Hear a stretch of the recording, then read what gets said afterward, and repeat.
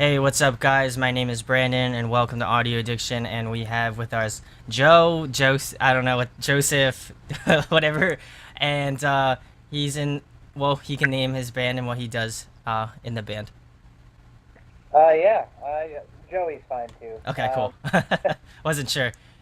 I play guitar and I sing in a band called Belle Noire, from the Bay Area, California. Nice. Okay. My first question would be, how'd you? It's kind of like a dual parter, but how did you guys start out your band, and then also how did you go about like finding your members? Did you go like do Craigslist? Did you meet them at like local shows? Did you go to school together? Whatever.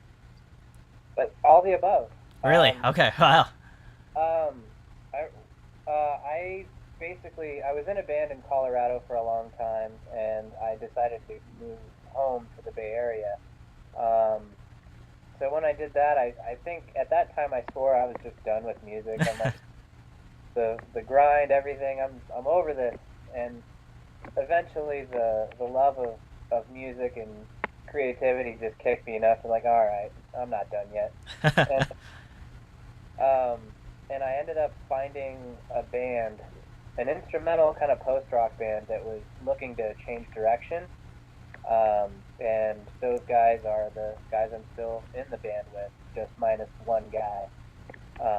But yeah, they were looking for a singer. I found them. Went to a practice. That first practice, I didn't want to sing. I didn't want to do anything. I just wanted to observe them, and see what kind of chemistry they had. Um, hear the composition firsthand as to compared to the demos they sent me. And once I saw that it was all for real, I started writing vocally to those songs. Oh, nice. Uh, Okay, cool. and then, but I mean, they had kind of like a really, really long, drawn out post rock structure. Five songs was kind of challenging, to not make things overly redundant. But from there, we just decided to start writing from scratch and wrote what would become our EP that we released in late 2012. Was it hard for you to, obviously you said that you did try out, you did see like a little bit of what they do and stuff. Was it hard for the band to kind of like switch gears, would you say, or was it pretty simple? No, I think due to our common, our common influences, it wasn't that hard. I think because I think they did have a singer for a while before that, and then I think when they parted ways, they wanted to try something and go instrumental for a while, and then I think they just they wanted a vocalist. So I don't think it was a very difficult transition. I think the hardest thing we have to do is within this band is um, organize the three guitar thing that we do. Yeah. And if you're in a band or musician, whatever, you definitely understand the delicate balance of trying not to do too much, and it's basically, long story short, within our band, it's always what's best for the song. It's never about an individual part. Oh, I need a solo, or I need this. I need, it's always what's best for the song. That's cool, because sometimes it's tough for, if, especially you being a vocalist from another band, and obviously you moved back. It's interesting to see if it was gonna be hard for you to like really meld with the band, because there are instances where somebody tries out and they're like, oh well, we're a good fit, and then something happens, and then obviously then they fall apart. So that's good. You guys kind of Oh sorted yeah, things no, out. yeah, no. They had some interesting stories about other tryouts they had prior to, because I actually responded to them twice, and funny story about it is like the first time they sent me demos, they were like really bad, and song structure, but just the quality of them, to where I was almost thinking, I'm like, man, this process, or this band might be way too early of a process for me to try to join to where I could even benefit them.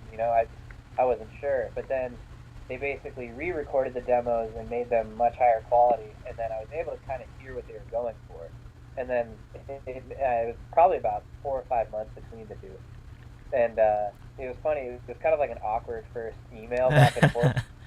Sal, the drummer, yeah, and because I could tell he knew I responded before, and kind of yeah, I didn't really mean to blow them off. That was not my intention. But I was kind of like, I'm not so sure about this. And then, yeah, better. Yeah, like, yeah, I did reply before, but now let's do it. Yeah. I mean, meant to be if I found you guys twice. So, That's crazy. That's kind of cool, actually. Um, I was gonna ask you. This is kind of like a fun question. Obviously, you guys live in the Bay Area, so what are some of your favorite spots to visit? Either they can be music related or just for fun. um, yeah, I mean, we're in an amazing area to live. Um, I mean, hence, aside from the tech areas, that's pretty much why it costs so much to live here. Yeah. We we we're about an hour from anywhere you'd want to be. I mean, Santa Cruz is an amazing city to visit. Beach town. We have San Francisco, which is amazing. There's a million good bars there, um, and that's honestly where we spend most of our time playing. If it's local gigging, we have some of our favorite venues, like some iconic places like Slim, or the bottom of the hill, or things like that we're fortunate enough to play on a regular basis. Um, a lot of history in those places. Cool places to visit, like Twin Peaks, which is a pretty Yeah. famous spot if you Google it. You look down Market Street, everything. Go to a lot of Giants games, Warriors games. Like it's pretty cool. Aside from being like a Niner fan, pretty cool place to be in a sports related team right now. A Yeah. lot of good stuff going on as far as that goes. But yeah, down here in San Jose, we have a pretty famous taqueria that I plug a lot. It's called La Vic. We call it, home of the orange sauce. Uh, but yeah, I mean, I feel like the San Jose is Bay Area, just great burritos over here. So we're spoiled. Yeah, I went out. I think last year, for spring break when I was in college with a few of my friends, and we went to San Francisco, and I had a few. I had a few burritos in the Mission District, man. Oh, Some burritos, man. You dude, can't go wrong. it sucks because like now I can't find anything good to like come back here and eat, so it makes me super sad. But Yeah, yeah. yeah. We give. I've got several friends that have moved away, and you start to see, like, they'll do the Facebook check-in at a taqueria, and it'll be this really long, drawn out, depressing, no, this isn't a Bay Area burrito. Sorry about your luck, man. It is true though. That is true. That is like 100% true. Cause I like went and then now I'm just honestly always depressed about trying to eat a burrito anywhere else. Yeah, I mean, definitely something to look forward to. Yeah, I have to make my way back out there again. But that was fun. You kind of touched on this a little bit earlier. Just musical influences. Either I mean, obviously you joined the band, so you might have a little bit more different influences. But if you could name like your bands or yours individual influences. Through the years, I mean, it's remained, like, I'd have to say number one would always be Rice. Nice. Okay. This, that is probably, I mean, to me, those guys are the Beatles to me. I I have loved that band, and I've loved. I mean, they have written songs that I'm not that fond of, and I want to like. Especially some. There's a couple of songs, like even on the new record, they have a couple of songs that I'm like, But at the same, on the flip side of that coin, that record actually has some of my favorite songs that they've written. So, I mean, it's just evolution, and it's only natural in music when it's been around that long. But as far as um, band influence that I use to kind of like tie in with our band would probably be Moving Mountains, Nice. even though they're not around anymore, which makes me sad. A band called Oh Brother out of Georgia, fantastic band. Me Without You is a huge influence. Balance and Composure, Turnover, anything that just has lush reverb and delay. Oh yeah. That's definitely kind of our cup of tea. Yeah, I can definitely tell the influences, especially Thrice. I can heavily state Thrice for the record that you guys sent me, but yeah, Thrice is huge. They're really good. I like their new record. And I talked about this with some other guy that I was interviewing, and he's just like, I'm a Thrice fanboy because like I've liked him throughout the years, and he was just like, I don't know if I really like the new record because like I'm old Thrice, so I like the classics as he would call it, and I was like, I hadn't listened to Thrice, and I know they're kind of like the OGs of like post-hardcore kind of a thing, and Absolutely. so I was like, I'll give this new record a listen, and just being kind of like a newish fan, I really enjoyed it a lot. So I'll have to go back. I asked him which albums to listen to from them. I know I listened to a little bit.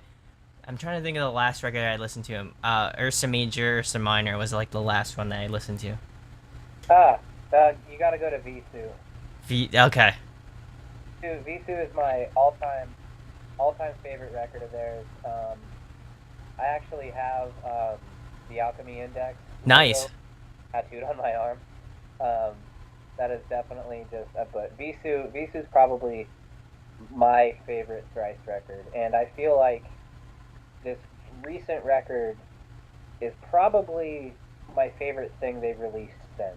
Really? Okay. Yeah, I mean, I love the way the new record kicks off. A song called Hurricane. Yeah, that's great. Yeah, like just with that kind of dingy acoustic guitar intro. I don't know. It did something for me. But I loved it. That's awesome. That's awesome. Speaking of bands you've listened to, what have been some bands that you've listened to? Either they can either be signed bands or like local bands that you just have been jamming, I guess, as of late. As of late, good question. I've been jamming a lot of stuff lately. As far as um, there's a few bands from around here that I love. There's like this instrumental band, good friends of ours. They're called Drawing Heaven, and Nice. I feel like if I had to put, like it's always kind of dicey to put like, oh, if you cross these two bands, this is what you get. But I would say like they're kind of an instrumental Deftones, but ambient at the same time. So like Nice. really cool parts. They're very creative, in how they do it. Strawberry Girls is a band that I love very much. I was actually fortunate enough to sing on their last record. Oh Um, wow. yeah, it was awesome. Great guys to work with, and the amount of talent that the three of them have and the chemistry that they have, I mean, is outstanding. I mean, Ian, their bassist, and like he's so good at everything. He's just musical prodigies, and of course Zach Guerin, that guy shreds. And what Ben is able to do as a drummer is just, I mean, sometimes I just watch him in awe, just going like, how on earth are these guys doing? I mean, some instrumental bands you watch and you're kind of like, all right. Yeah. But them, they are so much fun. Um, Other bands, I mean, I'm a big Birds head. I like a lot. I like Birds. They're great dudes, great friends of mine. And I'm excited for their new record Yeah. too. Uh, they're going through a bit of a transition, so I've been fortunate enough to hear some of the new stuff, and a lot of people are going to be very impressed. Awesome. Awesome. I like them as well, so that's good to hear. Oh, definitely. No, it's oh man, Corey is going to wow people. um, Aside from them, there's this band out of Texas called Avondale that I've been listening to a lot. They're really, they're very good, and I've been waiting for New Turnover forever. They release those like, new songs that aren't on Peripheral Vision, um, and they have me excited for the rest. Basement, I've been listening to, and I just saw a new Balance and Composure teaser that made me Yeah. so excited to see what direction that band goes in.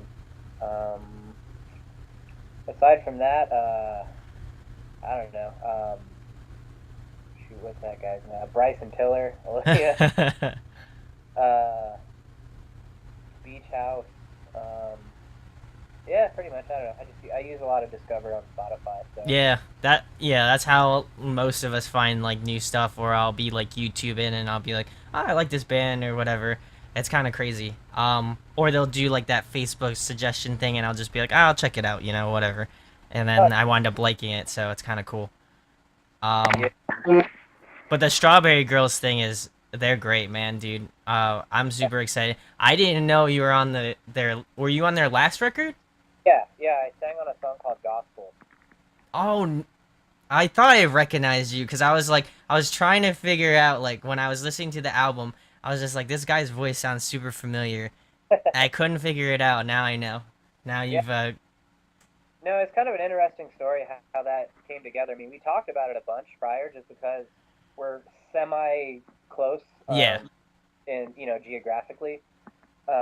We end up playing a lot of the same shows. I think we've probably played like 10 shows with those guys, in a local area.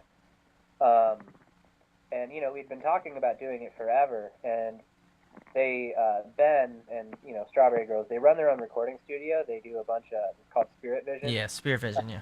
Yeah, they run they record a bunch of people and do fantastic work.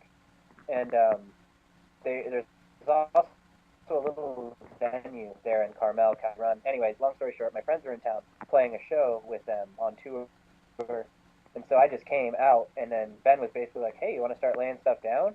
And I'm like, and he's like, "I sent you the song, right?" And I was like, "No, you know." And so, like the first half of it was kind of improvised, and I kind of like the spirit of that. It's kind of natural. It's kind of the first thing that pops in your head. And from there, I kind of got to take it home and went back on a second, like a separate day, and kind of relayed everything, relayed it out, and it was a lot of fun. It was kind of a lot of outside of the box thinking. 'Cause, it's not my, it's not the way I normally write things, but it was a blast. And I love working with those guys. Yeah, they're great. I'll have to go back and listen to it now because I was like, when we were about to do the interview like a few days back, I was just like, I knew I recognized that name from somewhere, but I couldn't remember where it was. But now I know. So that's just kind of like a mental thing now. Um, Speaking about kind of like the scene you grown up in, just like what are some positives and negatives about like, about the scene? Like, what are some things that they do that you like, and some things that maybe you think they could improve on, or something like that? Um, I feel the Bay Area. It's very hard. I mean, it's still a work in progress for us, but it's very hard to break through. I'm not going to say it's oversaturated, but it's very competitive. I mean, there's not a ton of like ambient alternative bands, or bands that kind of sound like us per se. But I mean, there's a lot of bands. I mean, no matter Yeah. where. I mean, there's more bands now than ever. Um, but for the most part, everyone has been really supportive and cool of one another. I mean, people. I mean, it's inevitable that you run into certain bands or people that are only in it for themselves and really don't offer anything to anyone else, or any helping hand or anything. But a pretty very very wide majority of people have been very kind and helpful, and it's been very cool. The cons of at least San Jose, like our home city, would be the lack of all ages venues. I mean, there's some places to play for 21 and up and stuff, and that's cool. I mean, there's not a knock on any of those places by any means, but it would be cool to cater to a broader audience, and have something that's more available for all ages. Um, yeah, that's pretty much it. I mean, yeah, the local music community has been very nice. Awesome. That's great. That's great to hear because like sometimes you hear like horror stories in terms of just like people saying like, oh well, this happens, that happens. Like this band that I just put an interview up for, they were saying that because they're all younger, they have to play for like the 21 and up age bracket, and a lot of the people that listen to their music is like 18 and under. I'm pretty sure. So I mean, they said that was like one of their big issues in terms of just like because they live in Las Vegas, so it's very tough for them to just find a venue where it caters to everybody, like you said. So, I think that's kind of a, I think that's kind of a majority of most of the venues, around the U.S. I wouldn't say all, but I mean, there are some that are just, No, you know, in a sense, in a sense, for some of these venues, like a lot of these places, earn like their major, cash cow is the liquor. yeah, So I mean, in a sense, I get it, but I don't know. I feel like sometimes that takes the focus off of the music, and it would be it would be cool. Yeah, like I said, it'd be cool to cater to everyone. absolutely. This one's a fun question. If you could pick a song to cover, what would it be? Man, well, there's there's kind of like an inside joke going around some semi locally where you know a member or two of some of the bands around here, like for example, I'll sound check to a couple of Creed songs, and sometimes I mean it's kind of a feast or famine with that one. Sometimes the sound guy gets it and thinks it's really funny, or sometimes the sound guy doesn't know whether you're serious or not, or sometimes you just deal with some jaded jerk, who's just yeah, like all right, gotta love it a little bit, like I get it, but geez, Louise, kill you to smile a little. But a fun song to cover. Um, Artistically, I would love to do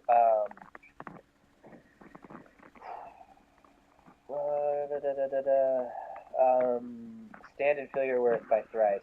That would be a really fun one. Um, if it's more fun oriented, um, I would like, something energetic and not even close to a sound my band would make is anything written by the architect or by architects. Nice. Yeah, or August Burns Red, because those, I don't know, I have a blast when you get to play these really up tempo, high energy songs. Oh Uh, yeah. yeah, that would be a lot of fun. A lot of riffing I don't normally get to do. So yeah, something along those lines, or some sort of reimagination. I would probably do. It's already been done too many times, but I'd like to reimagine "Careless Whisper" Nice. Okay. or something along those lines. Uh, some cheesy pop song from the '80s would be fun. That's cool. Well, I don't have a problem with that. That would be sick. Um, you kind of touched on this one too, because you talked about it earlier, but just favorite food. Burritos. Burritos. No. I'm a big sushi fan too. Nice. Yeah, me and Dan, the bass player. Um, Anytime we ever go out for sushi, he has this weird thing where no matter where we are, he has to try the spiciest roll they make. And it's like he's one of those guys that just starts sweating, like, and it's just, from my perspective, it's hilarious. I mean, I think he gets a little pleasure out of the suffering. I mean, it's just so good, and he looks like he's dying. I mean, it's pretty cool. But yeah, I'm not so much. I mean, I can handle the spicy, but it's not what I'm looking for. Yeah. Um, but yeah, I mean, any good taqueria or sushi is fine with me. Even pho, I love. Yeah. Um, and any real good barbecue. That's one thing I can't wait to tour. Um, and Yeah, like Texas, right? Texas is oh yeah, I hear like St. Louis has good stuff too. And St. Louis too. yeah, we'll be going through there, so I will be sure to not eat much, during the day, and when I get a chance, just to Get some barbecue. overdose on some brisket or something. Hey, well, that's the way to go, right? Yeah. Yep. Um, what do you do for a living outside of obviously Belle Noire? Well, I mean, it's far from a living yet. Well, I mean, not yet. I mean, you'll get there, obviously. Yeah, music is an absolute labor of Yes. love. Um, but as of right now, I am a carpenter. I do big old remodels and stuff for people. I've been doing it since I learned it. It's something I learned from my dad.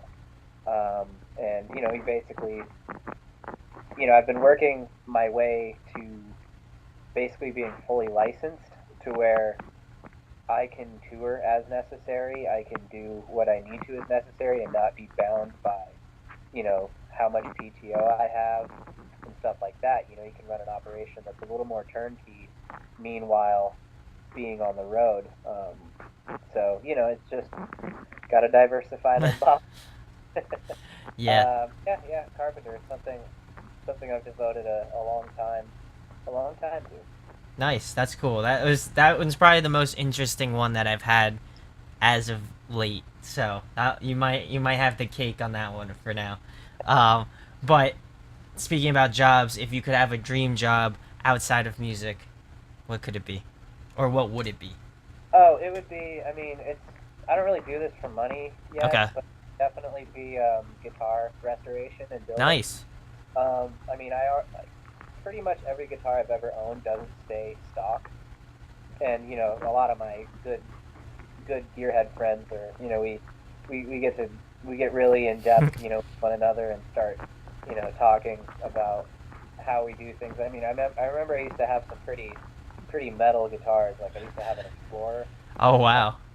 Explorer, which is almost like a Dimebag Darrell guitar, Yeah. uh, but you know, with the Explorer body. And I mean, I swear I've never had a guitar that shredded any better than that one. But I remember being like 17, maybe 18, and learning how to solder my own pickups. Oh wow. Yeah, I got what they call EMG, which I mean Yeah. they're still, but EMG pickups, and I got like the most popular stuff they had. But that was before. Like nowadays, they come with these little quick prong connects that Yeah. connect pots, the volume and tone pots, and it's much simpler. Uh, but back then, it was all by solder, and I burned my hands so many times learning how to solder these old pickups. I mean, a lot of trial and error, a lot of swearing, a, a lot of frustration. But I mean, ever since then, I've gotten to do some pretty cool projects. Like there's this relic guitar in my family um, that I redid. There's this shoot, what's his name? Anyway, very famous older country artist. One of my relatives was a studio guitarist for them, Oh and I wow. guess I don't know how he died, but he ended up passing away, and the guitar's been handed down on a different side of my family. And I remember opening up this case and seeing an original Fender Strat, and I start looking up serial numbers, and it's an original like 1962, and that guitar is worth. I mean, you could buy a really nice car with what you sell Oh that yeah. guitar. Um, and I remember like it didn't work at all, so I pull it apart and just I tried to keep everything as bone stock as humanly possible, and you know, not replace anything that wasn't absolutely necessary just to get it playing again, because the family has no intention of selling it, but still I didn't want to devalue it or Yeah. anything. But yeah, that was one that I was nervous and excited to work on because I'm like, man, if I screw this up. That is so true. Have you built your own guitar or no? Not from scratch. I mean, I have a couple Franken guitars that are parts here and there, but no, not from scratch. Um, that's definitely something I'd love to do though. Same, same. Cause I also play. I don't know if you can see, behind me, but I have my Les Paul sitting on the couch. But Cool. yeah, I would love to build my own too. I'm not like as handy as you, and I feel like you'll have a better shot at doing it. If anything, I'll probably buy like one of those like kit ones that you get from. I think Carvin's pretty good, and I know they make some pretty solid ones. So I might just buy one from Carvin. Actually, my in-ear monitors are Carvins. Oh, nice, Yeah, both guitar players, both other guitarists in the band used to play Carvins too. Not guitars, but amps. nice. Okay. They make a really, they're a pretty underrated product in my opinion. Oh yeah, definitely. And I know like they have a new like offshoot brand like Kiesel, which is like more high end kind of stuff. So it's cool. I would definitely like to try that. Obviously when I have more time and more cash. But Okay, those are pretty essential. yes, they are very essential. But yeah, I would love to do that. So um, let me see. If you could play another musical instrument, what would it be and why? It would be drums for sure. Nice. Before I ever picked up a guitar, I wanted to be a drummer. Um, and basically, circumstance and budget depicted what I played. Oh yeah. Um, I remember like my parents pulling out like Santa Claus lists from my whole life, and pretty much I asked for drums or guitar almost every single year. Wow. And eventually, I got fed up and just bought it myself. I just worked, did whatever I could just to earn, some side money. I didn't own my first guitar until I was like 17, 16, 16. I Yeah. bought a guitar at 16, and it was a Squire Strat, Nice. um, with little 15-watt Squire practice amp. Yeah. And yeah, well, like that guitar actually is still at my dad's house in Colorado. We gutted the entire thing and turned a normal Strat into what they call a fat Strat. Yeah. Yeah. Humbucker pickup in the bridge. Yeah. And yeah, we changed the paint color. Rewired everything. I mean, it's not going to be worth anything, but Hey, whatever. it plays nice. Yeah. And it's Um. kind of Oh yeah. I'm definitely sure. Like I got for Christmas one year, I got like like one of those box ones that you get. Because my parents were like, oh well, you don't really do anything else. Like, why don't we see if you can play an instrument? Because I yeah, took piano lessons as a kid, and I wasn't really a fan of piano, so I was just like, I don't know if I'm a fan of guitar either. But I think like the year later, it was just sitting there, and I was like, I'll open up and play it, and then I've had it ever since. But similar story to yours, like working for it, like I had to work for that Les Paul, literally all summer. I think, yeah, from like that like middle of June to like the end of August, and then I bought that and like a Line 6 amp, and I've had that ever since. But nice. the amp has went to my uncle, so I bought like a kind of a tiny practice amp. I usually just record with the interface that I have now, so I'll have to upgrade that. But yeah, um, yeah, I love that thing. That thing I will never sell that thing ever. But Yeah, know the feeling. it's a sentimental thing. I don't even think it's more of a like I don't even think I could get much for it anyway. But it's just a Yeah. sentimental thing. Oh yeah, no. Some of my best friends, like one of them, his name is Rob. He plays guitar on the title track of the new record. Nice. Yeah, he's like a little guitar feature. He's one of my best friends. But he and I always send each other pictures of when we buy new guitar stuff, you got a problem. Like, just give me. I don't need another guitar, but I really want it, so I bought it. That's what I tell my parents all the time. They're like, "Oh, you bought another guitar?" I'm like, "Yeah." I was like, "I know I have one with like two single coils, but I need one with three because I I need. You don't understand. I always just try to level with myself. I'm like, I'll go on sale or whatever, and then like it's like then you'll get those like Guitar Center like emails and stuff, and they'll be like, get 15% off, and I'm like, why do you do this to me? Like, it's my moment of weakness. I have money now, and you're like, Yeah, exactly. I swear they do. It's always timed that way. they always know. Like, they're always like, oh, well, you can use this 15% off coupon to buy that, Gibson SG you wanted or that Les Paul you wanted. I'm like, come on, guys. Like, Yeah, no mercy. no mercy. No mercy there. Um, I don't know if you're a huge Pokemon fan because I know they just released Go. This one, well, Pokemon is my favorite video game if I didn't kind of elaborate that already. But this one's a fun question. If you could be a Pokemon, what would it be and why? Or who would it be and why? Uh, I would probably have to say Charizard. Nice. Just because I'm a fire astrological sign, and he's a fire, so I'm gonna side with the fire. There you go. There you go. I tried to download Pokemon Go, but all the servers keep crashing, and I can't even start it. That's what I've been fighting with all day. Like I downloaded it this morning and I logged on for like literally a second and I caught my like starter kind of thing and then it just crashed after that. And then I've been trying to get on the server all day and it's just like servers are real full today. You might want to come back tomorrow and try it. No, I don't. I want down. No, I uh, think I read all day about that. It was on Twitter, and it's like trying to judge how badly I need this job versus how badly I want to go catch all the Pokemon. So that it, I'm like, that's so true though. relate a little bit. That's pretty funny. I've seen people post like how Pokemon Go is gonna like affect people driving, and it's literally just like everybody like crashing into each other, and then it's just like this is what happens when you try to catch Pokemon while driving or something like that. And I was just like, damn, that's hilarious. Yeah, no doubt. But I wouldn't even put it past most people because that would probably happen. There would probably be an accident and be like, just trying to catch Mewtwo, you know, like My bad, dude. Didn't mean to rear end you. yeah. The cops like, oh, okay, we'll let you go. You know, Mewtwo's 1%, so Yeah, we understand how rare of a catch that is. So, yeah, sir. You are free to go.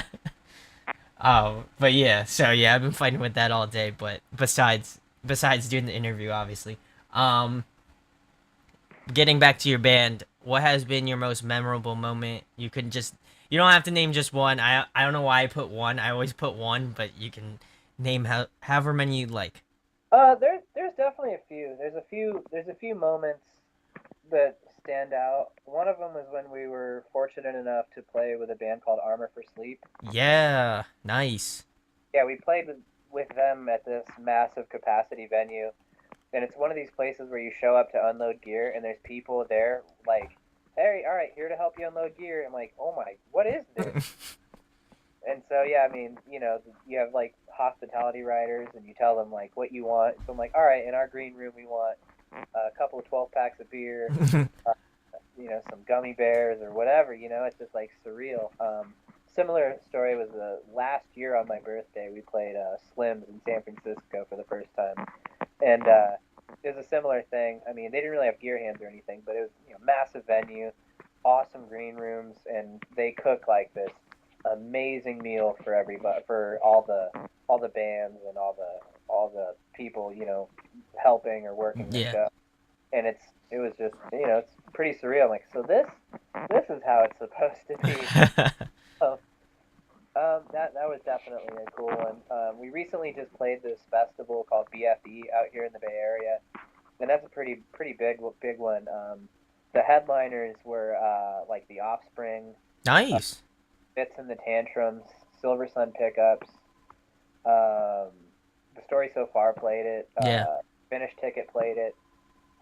Yeah, just it's kind of like hand selected by the our one you know corporate um, local radio station that plays rock music still. Because there's at least out here in the Bay Area. I mean, we have one in the college station, Wow.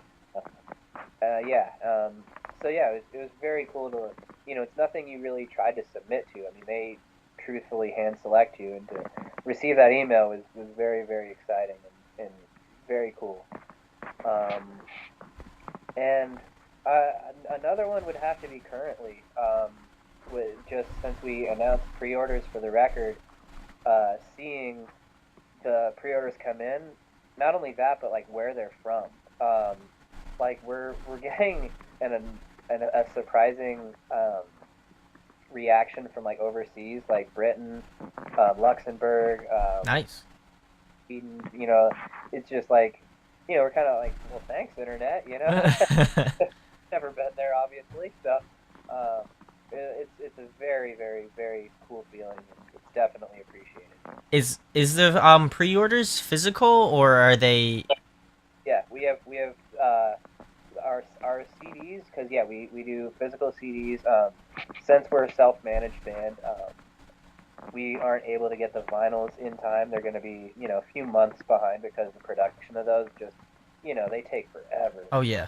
We'll have them, but for now, yeah, we have the CDs. Those ship out the 11th, um, and yeah, the record itself digitally is all out the 15th. Nice, nice. Okay, I'll have to go and pre-order it for sure then. Um, but yeah, that's cool. That's definitely cool that you guys play with Armor for Sleep. They're like definitely one of the OGs Yeah, for sure too. But yeah, that's awesome. Um, but yeah, that's awesome. Um, but yeah, that's awesome. Um, but yeah, that's awesome. Um, but yeah, that's awesome. Um, but yeah, that's awesome. Um, but yeah, that's awesome. Um, but yeah, that's awesome. Um, but yeah, that's awesome. Um, but yeah, that's awesome. Um, but yeah, that's awesome. Um, but yeah, that's awesome. Um, but yeah, that's awesome. in your opinion, who puts on a great live show, and what has been the favorite show that you've been to? There's a couple. It would be when I went to go see Thrice's Farewell at the Catalyst in Santa Cruz. I basically felt like I was in high school again. It was a very, I mean, it was a packed house, Yeah, uh, sold out, but like there was no, like sometimes you go to those shows and there's a mosh pit or whatever, or people are dancing and you run into that over aggressive big guy in the middle, and you mean I don't really make a beeline for mosh pits or anything anymore. I mean, yeah, but that was like in 2012 as well. But it was just one of those nights that everybody shared the sentiment of like, Thrice is leaving and we don't know when they're back, and it was just like I remember like jumping into the mosh pit during a song called Silhouette, and then like dancing around, and I bumped into someone, and we look at each other, and it turned out to be a friend that I hadn't seen in like 10 years, wow, and so it's like we're like dead center of this mosh pit, so we just like wrap arms like in this bear hug, and we start singing the chorus. It was just one of these surreal moments, and it was really cool. And aside from that, I every time I've ever seen You Without You, they have been hands down one of my favorite live bands to catch. Oh Brother, and there's this band out of San Diego called My Iron Lungs that is one of my yeah. favorites to catch live. I know they're on tour with or they will be going on tour with CMVAR this fall time. Yeah, So absolutely. Yeah, I'm I saw that tour announcement, which is great for them because yeah, they did the little quick Western run with Hail the Sun too. We played the local date of that in San nice. Francisco with yeah, My Iron Lung and Hail the Sun. Yeah, I'm seeing them tomorrow. Yeah, tomorrow actually. So Oh at yeah, Warped. So I'm yeah. super excited. But yeah. And best favorite show you. Well, I guess best show and favorite show are one and the same, correct? Oh yeah, yeah, definitely. All right. This one's a fun one as well. If you can compile a dream tour, what would it be? You can Uh, put your band on there if you want. I'm not that way, man. Um, like there's some bands that are able to put themselves out there like that, or play their own songs at parties and stuff, and I just not that kind of guy. I don't know, don't like it. But it, dream tour, it would have to be full of reverb. Yes. It would probably go along the lines. I mean, I've said it a million times. Thrice would headline. Uh, Thursday back from the selective shows they're playing, and they would play it. Um, who else? I would. I mean, I'd throw Deftones on there. Nice.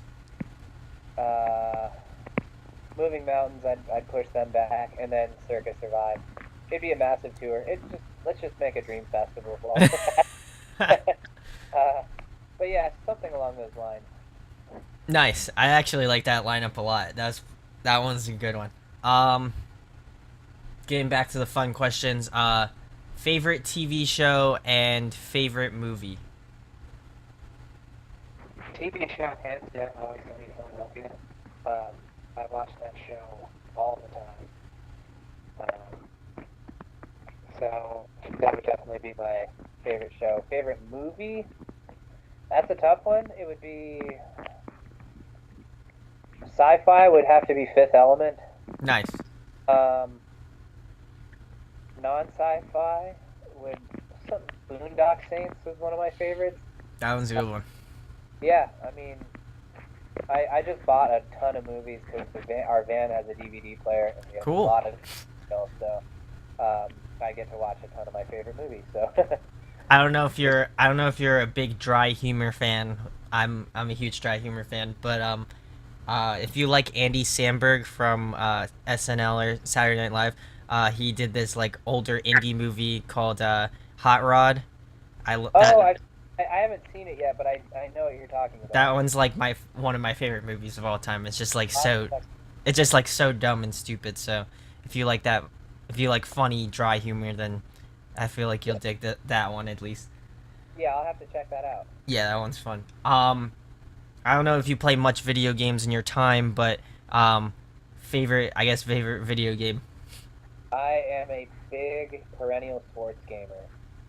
Um, Nice. have all the NBA 2Ks. I play that every year. All the Maddens, I play that. Those are pretty much my main two. Um, I do have Halo 5. I'm an Xbox guy, Xbox One. Nice. Don't have as much time as I'd like to play these games. I'm still trying to beat Star Wars Battlefront. That's just Nice. like I just don't have the time. But yeah, I mean, I've Halo is a lot of fun. Halo 5 for like multiplayer and stuff.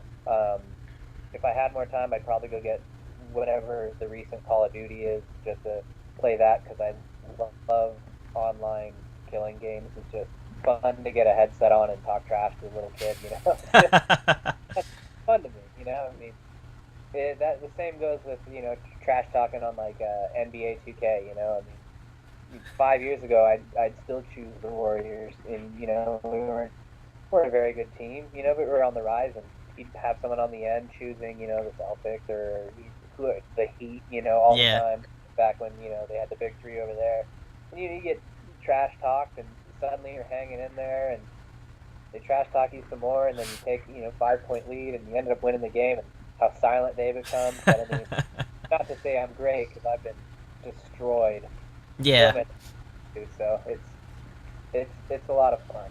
I It, totally get what you mean. yeah, I mean, sometimes like if I'm playing Madden and somebody chooses the Cowboys, like in my head I'm like I have to win this game, and I end up so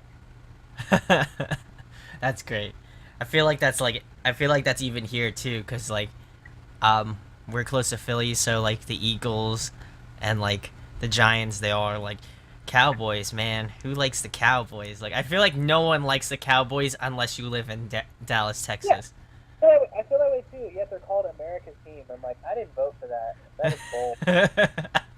But yeah, I mean, sad times football wise for me right now because I'm a 49er fan, Ooh, and yeah, it's pretty dark over here right now. yeah. At least tickets should be cheap. Uh, and my last little thing, well, actually, it's for you.